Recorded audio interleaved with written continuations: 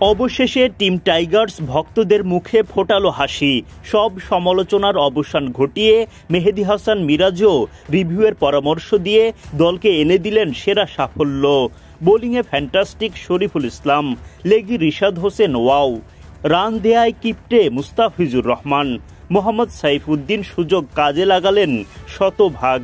মারকুটে ব্যাটিংয়ের পর ক্যাচ আর রান আউটে শামীম পাটোয়ারি করলেন ভক্তদের হৃদয় জয়। তার আগে লিটন, হৃদয়, শামীমদের ব্যাটিং ঝলক।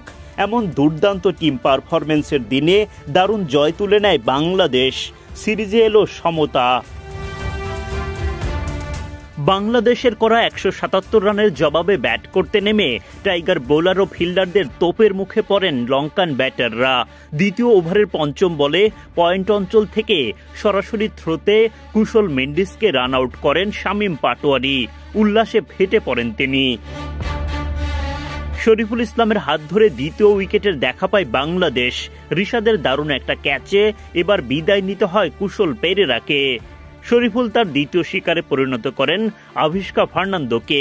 শামীম পাটোয়ারির দুর্দান্ত ক্যাচে আভিষ্কা বিদায় নেন মাত্র ২ রান করে। মোহাম্মদ সাইফুদ্দিন নিজের শিকারে পরিণত করেন চারিত আসালাঙ্কাকে। নিশ্চিত ক্যাচ হওয়ার পরও আম্পায়ার নট আউটের সিদ্ধান্ত দেন। তখন মিরাজের পরামর্শে রিভিউ নেন অধিনায়ক লিটন দাস।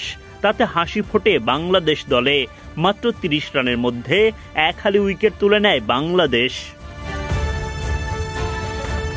এরপর রিশাদের এক ওভারে জোড়া আঘাত। নিশাঙ্কার পর ফেরান করুণারত্নেকে। পরের ওভারে বোলিংয়ে এসে মেহেদী হাসান মিরাজ তুলে নেন সানাকার উইকেট। মাত্র ৭৩ রান তুলতেই ৭ উইকেট হারায় শ্রীলঙ্কা। ম্যাচ তখন বাংলাদেশের হাতের মুঠোয় চলে আসে। শেষ পর্যন্ত আর কোনো বিপর্যয় ঘটতে না দিয়ে দাপুটে জয় নিয়ে মাঠ ছাড়ে টাইগাররা। সিরিজের সমতা ফেরানোর লক্ষ্য নিয়ে দ্বিতীয় টি-২০তে শ্রীলঙ্কার মুখোমুখি হয় বাংলাদেশ। টস জিতে টাইগারদের আগে ব্যাটিংয়ে পাঠায় লঙ্কানরা। বাংলাদেশের হয়ে ইনিংস শুরু করতে নামেন পারভেজ ইমন ও তানজিদ তামিম, কিন্তু দুই ওপেনারই ব্যাট হাতে ব্যর্থ হন। নুয়ান তুষারার বলে রানের খাতা খোলার আগেই বোল্ড হয়ে বিদায় নেন ইমন। সুবিধা করতে পারেননি তানজিদ তামিমও। বিনুরা ফার্নান্দোর বলে ড্রাইভ করতে গিয়ে ব্যাটে বলে ঠিকঠাক সংযোগ ঘটাতে পারেননি। শর্ট থার্ড ম্যানে দাঁড়ানো কুশল পেরেরা দারুণ একটা ক্যাচে তামিমের বিদায় ঘণ্টা বাজান। ৮ বল খেলে ৫ রান করতে পারেন তিনি।